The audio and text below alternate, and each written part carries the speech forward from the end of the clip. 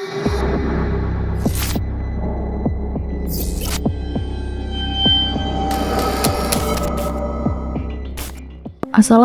warahmatullahi wabarakatuh. Jumpa bersama saya Haza di channel Untung Ditonton. Bagi yang baru nonton, saya ucapkan selamat datang di channel ini. Dan semoga kita semua senantiasa diberi kesehatan, dimudahkan dalam segala urusan. Amin.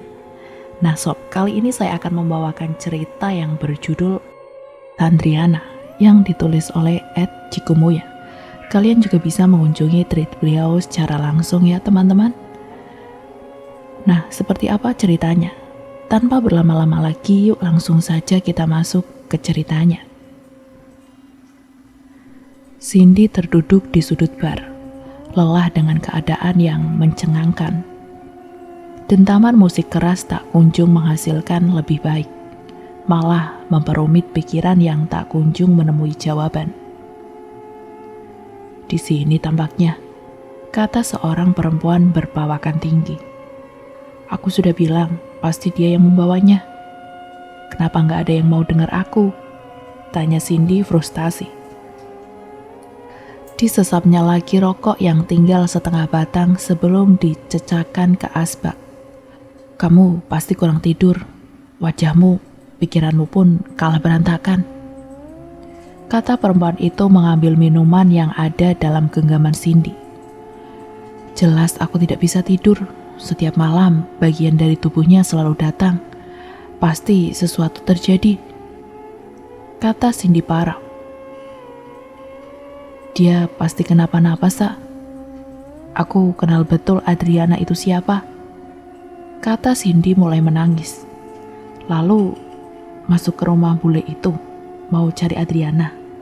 Kalau bule itu seperti yang ada di kepalamu, kamu bahaya jika berhadapan dengannya, kata Lisa kesal. Dia kesini bareng aku. Kalau dia hilang, terus aku pulang kampung, mau ngomong apa aku ke ibu bapaknya? Kata Cindy kesal. Kalaupun ada apa-apa sama dia, kita gak akan bisa bantu banyak. Kita TKI ilegal. Lapor polisi berarti bunuh diri. Dan membunuh kawanmu juga, kata Lisa. Aku nginep di tempatmu. Aku gak bisa tidur sendirian di malam ini. Total 3 hari aku gak bisa tidur, kata Cindy memohon. Yang diinginkannya hanyalah malam ini dia bisa tidur nyenyak. Oke, kata Lisa menyetujui. Malam itu juga Cindy mengikuti Lisa untuk pergi ke tempatnya.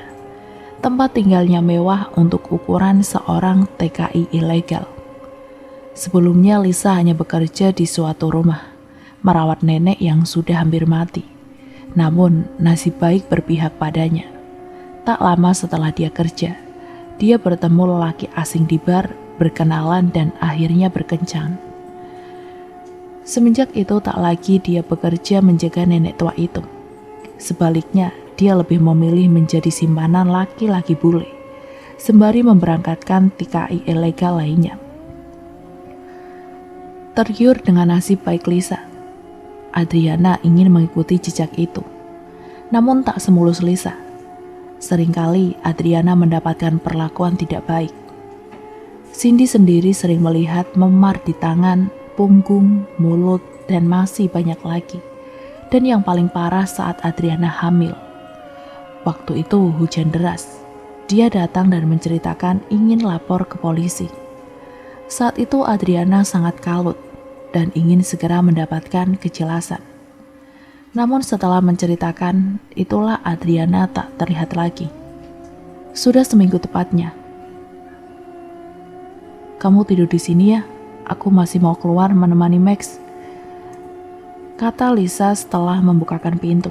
Jangan lama-lama, kata Cindy resah. Cindy duduk di depan TV. Saat sesuatu seperti suara kresek digesek terdengar mengganggu dari arah dapur.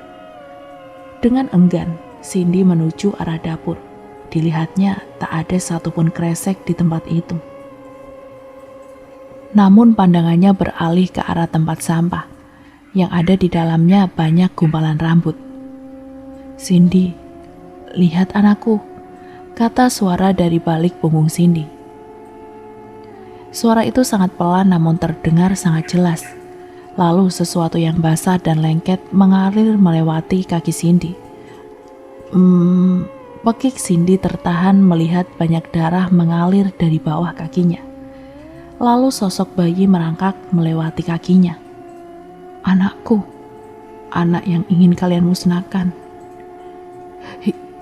Jahat, kalian semua jahat, kata sosok di belakang Cindy seperti tengah menangis. Cindy tak bisa berkutik, tak bisa berkata-kata melihat bayi itu terus merangkak memutari kakinya, membuat jantung Cindy seperti tak berada pada tempatnya. Namun lebih mengerikan lagi saat melihat sepasang tangan mengambil bayi itu dari sela-sela kakinya. Sepasang tangan yang seperti sudah dipotong, membuat Cindy membelahkan matanya. Nina bubuk, oh Nina bubuk, yang sudah bubuk tak bangun lagi. Hihihi. Nafas Cindy memburu, keringat dingin mulai membasahi dahinya saat sosok di belakangnya tertawa nyaring. Kasihan ya, kasihan aku, jauh-jauh ke sini untuk mengadu nasib, namun malah jadi seperti ini. Hihihi, kata sosok di balik punggung Cindy. Duk, duk, duk, duk. Belum selesai Cindy menarik nafas, seperti ada sesuatu menendang-nendang dari dalam kulkas. Semakin dibiarkan suara itu semakin keras, semakin membuat jantung Cindy semakin tak karuan. Dengan tangan bergetar, Cindy membuka kulkas itu. Saat kulkas dibuka, ada sesuatu yang menggelinding dan berhenti pada sela-sela kakinya. Ah! Teriak Cindy saat yang terjatuh dari kulkas itu adalah sebuah kepala. Kepala itu tengah melotot ke arahnya dengan mulut yang menyeringai bersimbah darah. Hahaha. Tawa kepala itu sembari menatapnya. Sin, kenapa sih? Tanya Lisa panik. Nafas Cindy masih memburu saat Lisa berhasil membangunkan Cindy dari mimpi buruknya. Kenapa? Tanya Lisa kesal. Adriana, datang lagi, kata Cindy terisak. Brak! Instruksi Lisa sembari menggelengkan kepalanya. Ikut terkejut dengan pintu yang terbanting keras. Semakin dipikirkan, semakin dia akan datang. Dia datang dari sini, kata Lisa sembari menunjuk kepala Cindy, mengartikan jika Adriana datang melalui pikirannya. Jangan bilang kamu... kata Lisa sembari memelototkan matanya. Cindy paham, tak dilanjutkan lagi pertanyaan yang hendak dia utarakan. Hari ini Cindy terjaga, Lisa pun sama. Dua-duanya saling menghabiskan malam dengan hening. Hingga saat matahari mulai muncul, Lisa mengatakan sesuatu. Aku pun memimpikan dia. Cindy menatap Lisa dengan tatapan ingin tahu. Aku pun 3 hari ini tidak bisa tidur, sama sepertimu. Namun, sekali lagi kita tak bisa berbuat banyak. Jika polisi atau kita TKI ilegal, bagus kalau hanya dipulangkan. Tapi kalau sampai di penjara di tanah orang rumah mau makan apa? Kita tulang punggung keluarga. Sebaiknya itu yang selalu kita ingat, kata Lisa. Cindy mengerti. Memang susah di posisi ini. Namun jika terus-terusan Adriana datang dengan segala kengeriannya di setiap malam, dan baru bisa tidur saat pagi tiba, dirinya akan bertahan berapa lama? Tanya Cindy dalam hati, sebelum akhirnya mencoba tidur saat cahaya matahari menembus jendela, disusul Lisa yang ikut merebahkan diri. Tolong Cindy, tolong aku. Adriana berjalan terseok-seok melewati sebuah lorong yang sangat panjang dan seperti tak berujung. Dengan banyak cabang, seseorang dengan masker dan juga jaket berwarna hitam mengikutinya dari belakang. Orang itu berjalan pelan, padahal jika mau berlari sedikit, pasti Adriana akan tertangkap. Namun bukannya mengejar, orang itu seperti menikmati kesakitan Adriana. Adriana tampak lusuh dengan darah yang terus mengalir dari sela-sela kakinya. Sampai saat Adriana di ujung lorong, Adriana merintih, perutnya sakit, badannya lemas. Namun dalam hatinya dia tak ingin mati. Orang itu menarik rambut Adriana kasar, menyeretnya ke sebuah ruangan berbau anyir, lalu diikatkannya tangan dan kaki Adriana pada sebuah tempat tidur. Tempat tidur yang sama persis dengan tempat tidur di rumah sakit. Setelah semua terikat, sinar terang menyilaukan mata Adriana dan sebilah pisau mulai menyayat perutnya sedikit demi sedikit. Dirasakannya kesakitan yang teramat sangat. Bau anyir yang sedari tadi ia hirup kalah dengan bau anyir darahnya sendiri. Tolong, jangan, sakit, kata Adriana tak sanggup saat pisau itu mulai membelah badannya. Sayup-sayup rasa sakit yang teramat sangat itu hilang bebarengan dengan bayangan yang semakin gelap. Akan kubalas, kata Adriana lemas sampai akhirnya tak sadarkan diri. Namun bukannya berhenti, orang itu semakin lihai memainkan pisaunya. Badan Adriana habis tersayat. Setelah mengambil sesuatu dari badan Adriana, orang itu mulai mengambil pisau yang lebih besar. Dipotongnya bagian kaki, bagian tangan, bagian perut, sampai pada saat orang itu menarik kepala Adriana. Temukan orangnya, kata Adriana melotot. Cindy memegang kepalanya dengan wajah yang frustasi. Aku beneran bisa gila, kata Cindy keras. Ditatapnya Lisa yang tengah tertidur pulas. Jam masih menunjukkan pukul 9 pagi. Total hanya 3 jam Cindy tertidur. Itu pun dipotong dengan mimpi buruk. Jelas sekali kengerian tadi, dan jelas pula Adriana ingin ditemukan. Namun clue yang Cindy dapatkan sangat minim. Kalau memang benar mimpi tadi adalah petunjuk, sebuah lorong itu sendiri ada di mana? Pikiran itu bergumul membuat Cindy terdiam sesaat. Jangan, tidak, jangan. Hei, kata Cindy sembari menepuk badan Lisa. Kata Lisa menutup wajahnya. Kamu mimpiin Adriana? Tanya Cindy hati-hati. Lisa mengangguk dengan masih menutup wajahnya. Kita harus nemuin dia, kalau enggak gimana kita bisa hidup? Kata Cindy frustasi. Iya, nanti aku akan cari caranya, kata Lisa parau. Setelah berdiam cukup lama, Lisa ke dapur untuk membuat sarapan diikuti Cindy yang tak mau sendirian. Gimana kontrak kerjamu? Bukannya sudah selesai? Tanya Lisa. Sudah, seminggu yang lalu selesai, kata Cindy sembari mengambil segelas air putih.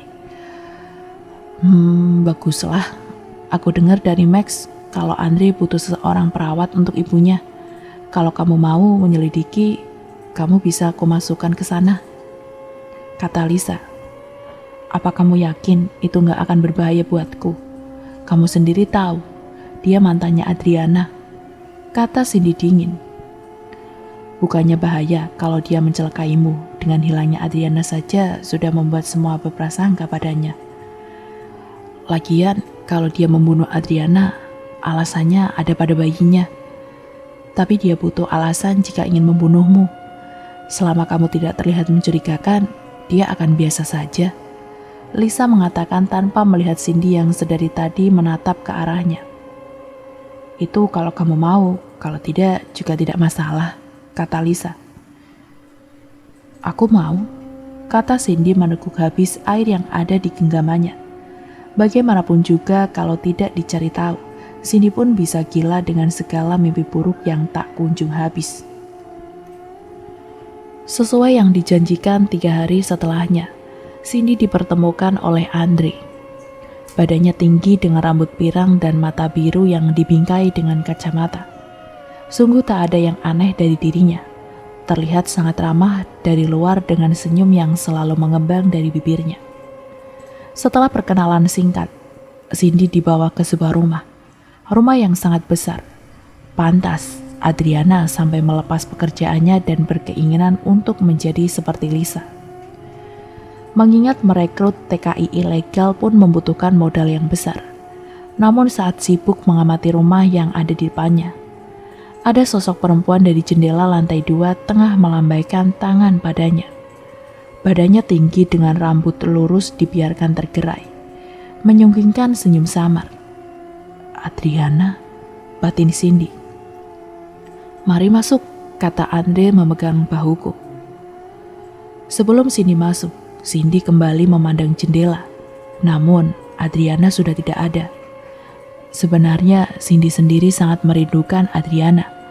Terlebih saat dirinya menampakkan wujud yang baik, tak seperti sebelum-sebelumnya. Cindy dibawa ke sebuah rumah yang sangat luas. Seorang nenek di kursi roda menyambutnya dengan tatapan sayu. Nek, sapa Cindy hangat. Beliau yang akan kamu urus, kata Andre menjelaskan. Sedang Cindy mengangguk paham. Cindy diantar ke sebuah kamar yang membuat Cindy sedikit terkejut. Banyak sekali foto Adriana di sana. Cindy menebak kamar ini adalah kamar Adriana sebelumnya. Dan benar saja, saat Cindy menatap keluar jendela, sosok Adriana tadi melihat dirinya dari jendela ini. Maaf, apa bisa saya tukar kamar? Tanya Cindy sebisa mungkin. Kenapa?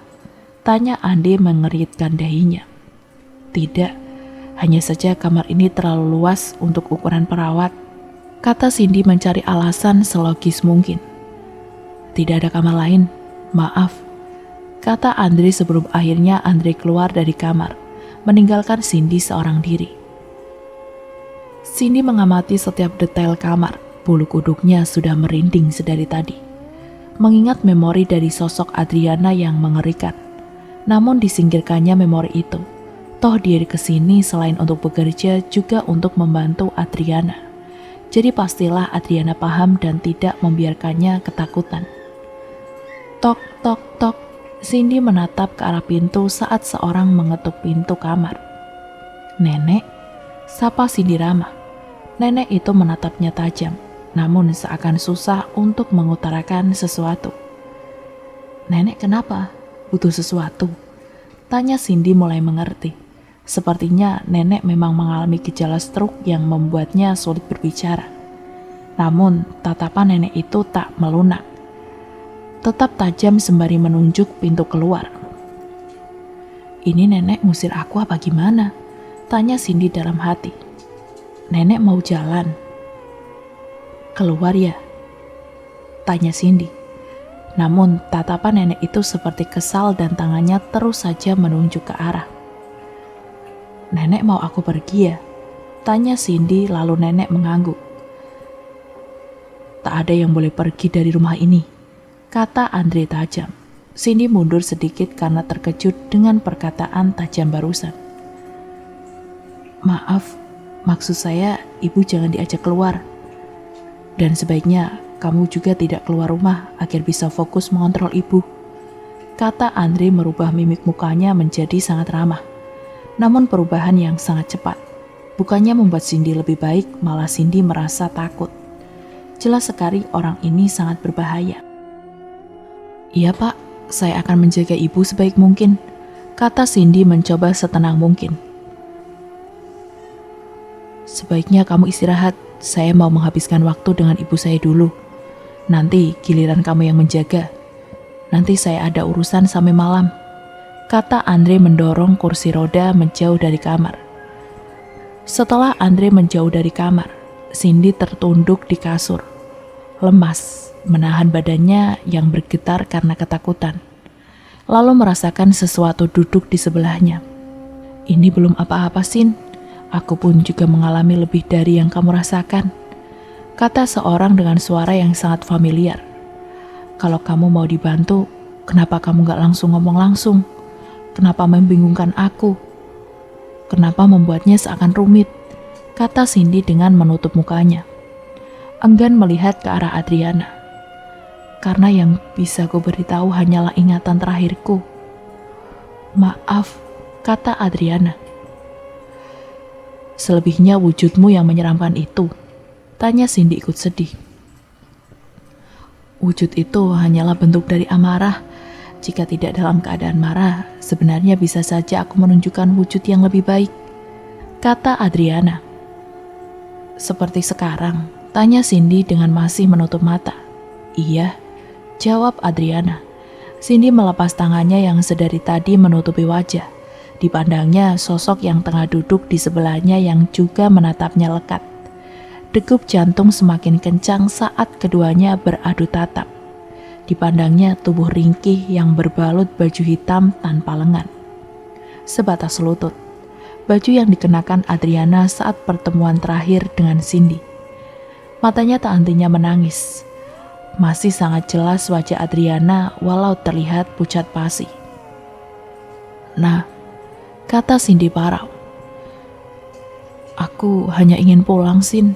Aku ingin keluargaku tahu. Aku ingin didoakan. Tolong aku, kata Adriana menangis. Cindy yang mendengar juga tak kalah tersayat hatinya. Melihat sahabatnya bernasib sedemikian rupa. Anakku pun, aku ingin orang tuaku tahu, kata Adriana. Cindy mengangguk, tak kuat melihat sahabat seperjuangannya semenderita ini. Akan kuusahakan apa yang aku bisa agar kamu tenang, kata Cindy meyakinkan. Terima kasih, kata Adriana. Lambat laun menghilang. Setelah Adriana menghilang, Cindy merebahkan kepalanya. Saat badannya hendak terlelap, sesuatu terjatuh di atas kepalanya. Ah, sial, kata Cindy mengerut keningnya. Ditatapnya sesuatu yang sangat menghantam kepalanya. Buku itu berwarna hitam dengan sampul bertuliskan Adriana dan Sandy. Sandy, tanya Cindy dalam hati. Dibukanya buku itu perlahan. Hari ini Sandy berusia 3 bulan. Oh, happy. Cindy menutup mulutnya, melihat foto rongsen memperhatikan janin mungil yang saat itu berusia 3 bulan. Dibukanya lembar kedua. Karena aku hamil, Andre sudah sangat jarang memukulku. Bahkan aku sekarang tinggal di rumahnya. Sabar sayang, Mama sedang berjuang. Cindy menitikan air mata, tak kuasa membayangkan apa yang terjadi setelah ini. Dibukanya lembaran ketiga. Aku sangat senang saat Andre ingin memberiku hadiah. Padahal waktu itu aku tengah berdebat panjang, memintanya untuk memberi kejelasan, dan memintanya berpisah dengan istrinya. Kukira dia mengabaikan keinginanku, sampai suatu kotak diberikan padaku. Kotak yang berisi 2 bola mata berwarna biru. Dia tersenyum senang, mengatakan kalau dirinya sudah berpisah selamanya dengan istrinya. Tapi bagiku dia gila. Cindy menggigit bibir bawahnya, merasakan kengerian yang amat sangat. Dibukanya lembar selanjutnya. Aku merasa sedang tidak baik-baik saja. Aku baru saja ke ruang kerja Andre. Pantas saja dia tak pernah mengizinkanku masuk. Ruang kerjanya sangat mengerikan. Aku bukan tidak tahu kalau dirinya seorang dokter. Namun, aku tak pernah berpikir dia akan menyimpan semua foto pasiennya dengan luka-luka yang menganga.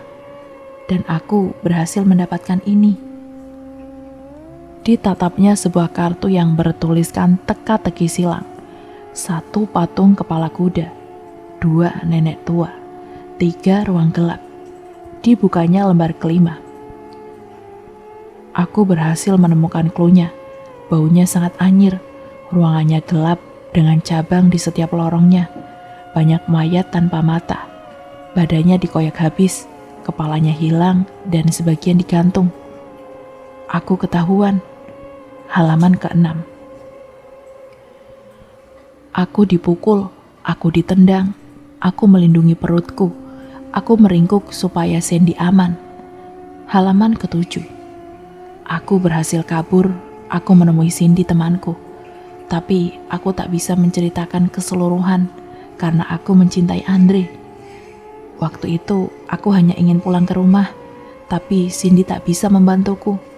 Cindy kembali menangis. Andai saja dia bisa membantu. Halaman ke-8. Aku menemui Lisa.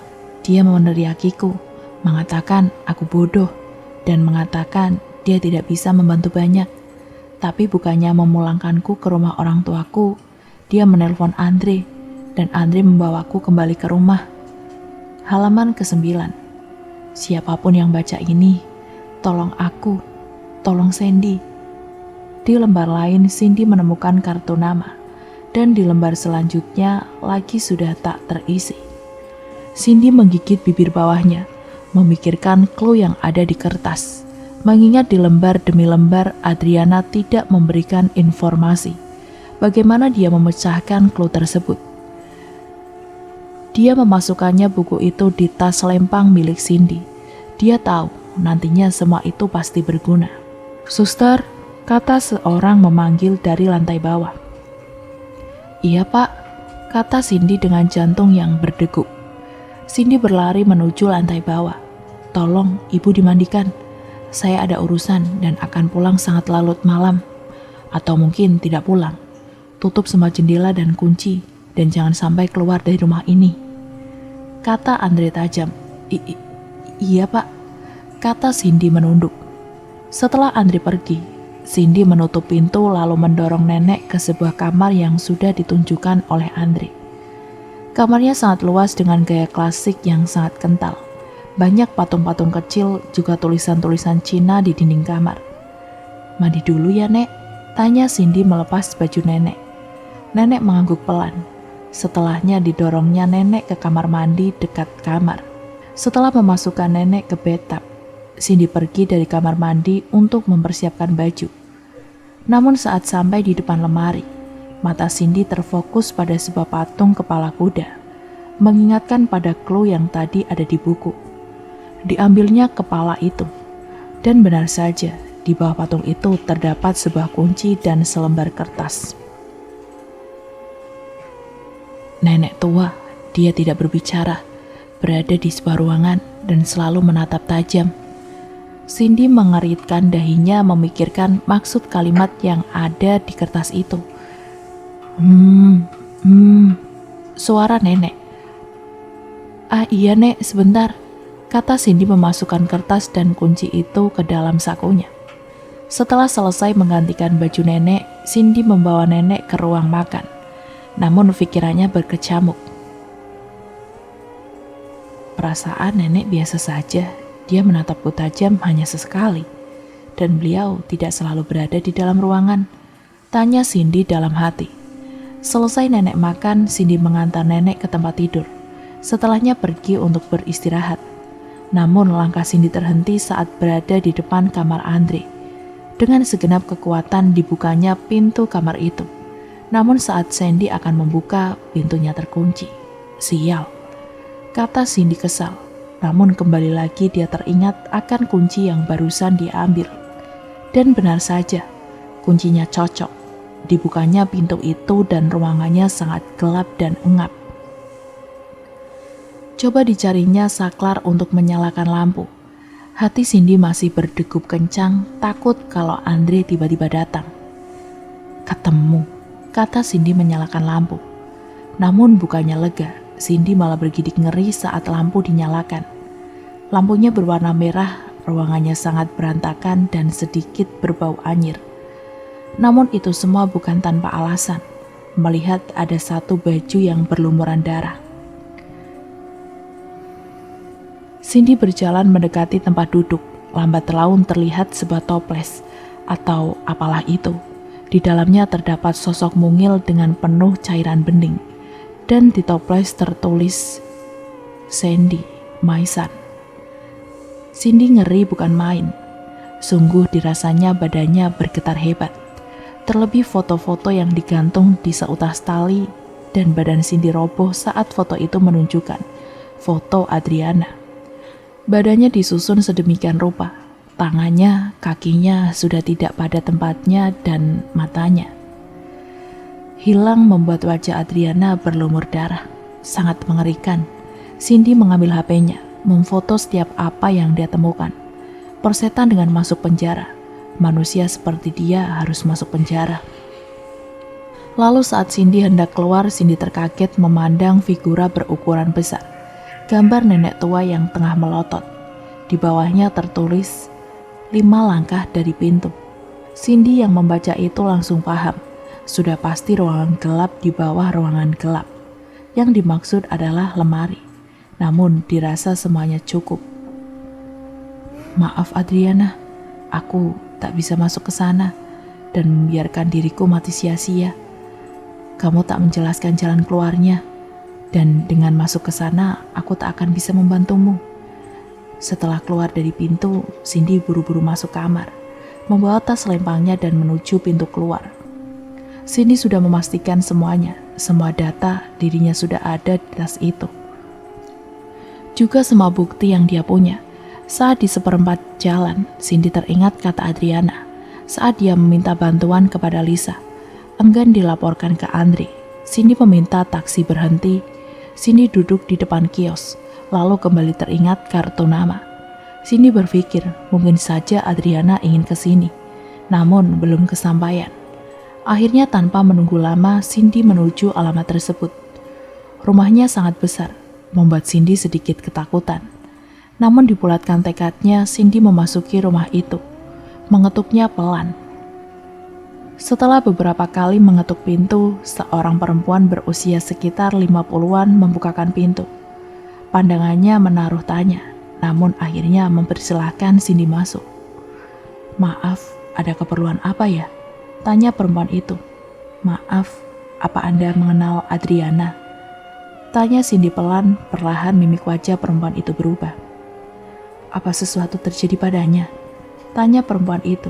Cindy tidak menjawab, namun menyodorkan sebuah buku dan HP-nya. Perempuan itu terkejut, namun ditenangkannya hatinya agar suaranya tak bergetar. Dia pernah mencariku. Aku seorang psikolog. Namaku Amor, kata Amor parau. Dulu dia pernah berkonsultasi mengenai seseorang yang mempunyai kecenderungan melukai orang lain. Namun saya bilang saya tidak bisa mendiagnosa seseorang hanya karena cerita. Kalau boleh saya ingin bertemu dengannya, kata saya waktu itu. Namun keesokannya dia datang lagi dengan beberapa memar di tubuhnya dan mengatakan kalau sebelumnya seseorang itu berlaku baik. Kalau mendengar ceritanya, saya pikir dia memiliki ciri-ciri bipolar atau seseorang yang memiliki kepribadian ganda. Dan sedikit menduga kalau seseorang itu memiliki antisocial personal disorder atau kepribadian antisosial, yang dimana itu yang terdapat dari seorang psikopat. Namun saat itu saya hanya menduga. Saya tidak tahu jika sampai seperti ini. Ditambah korbannya bukan cuma satu. Lalu dokter bisa bantu saya? Tanya Cindy memelas. Apa yang kamu mau? Tanya Amor. Saya ingin dokter memasukkan dia ke rumah sakit jiwa. Amor seperti mempertimbangkan. Saya tidak janji. Tapi saya usahakan. Kalau boleh seseorang itu siapa? Andre Sandeward. Apa? Tanya Amor seperti tidak asing. Andre Sandeward. Akan saya bantu. Saya kenal siapa dia, kata Amor menerawang. 3 bulan setelah kejadian itu, Cindy pulang. Hal pertama yang dia lakukan adalah menemui keluarga Adriana.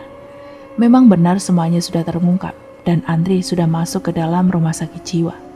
Namun rasa bersalah masih melekat di hati Lisa saat tak bisa membawa jenazah Adriana. Keluarga pun sangat terpukul, terlebih Adriana adalah tulang punggung keluarga. Namun tetap saja dilakukan penguburan dan juga doa. Dikuburkannya foto janin Sandy dan juga foto Adriana. Dikuburkannya juga dalam-dalam rasa benci kepada orang yang telah membunuh keduanya. Untunglah semua keluarga mengikhlaskan dan menyerahkan semuanya kepada yang di atas. Nisan itu sendiri diberi nama Sandriana, nama dari janin dan ibunya. Lalu samar-samar aku melihat sosok perempuan, wajahnya sangat cantik, bersih dan tersenyum menunjukkan bayi bermata biru di gendongannya. Aku lega, sangat lega. Namun sepertinya Lisa tidak. Setiap malam dia mengirim pesan berisi makian atau selalu menceritakan tentang kepala yang ikut tidur bersamanya, rintihan bayi, dan masih banyak lagi. Tapi sekali lagi aku tak mau tahu. Salahnya yang terlibat dengan selalu mengirimkan terus-menerus TKI ilegal ke rumah Andre. Kalau saja Cindy bertahan lebih lama, sudah pasti dia akan jadi yang berikutnya. Kini Cindy menutup kisah itu dalam-dalam dan membuka lembaran baru dan terus mendoakan Adriana. Dan demikianlah akhir dari cerita ini. Semoga dari cerita ini kita bisa mengambil hikmah dan pelajaran yang baiknya. Dan sampai berjumpa kembali lagi di cerita misteri terbaru selanjutnya. Jangan lupa untuk like, komen, dan subscribe, serta nyalakan juga tombol loncengnya, agar kalian mendapatkan notifikasi jika kami mengupload video terbaru yang tentunya dari channel ini. Apabila terdapat salah-salah kata maupun artikulasi yang kurang jelas, saya mohon maaf yang sebanyak-banyaknya. Terima kasih untuk yang sudah menonton dan wassalamualaikum warahmatullahi wabarakatuh.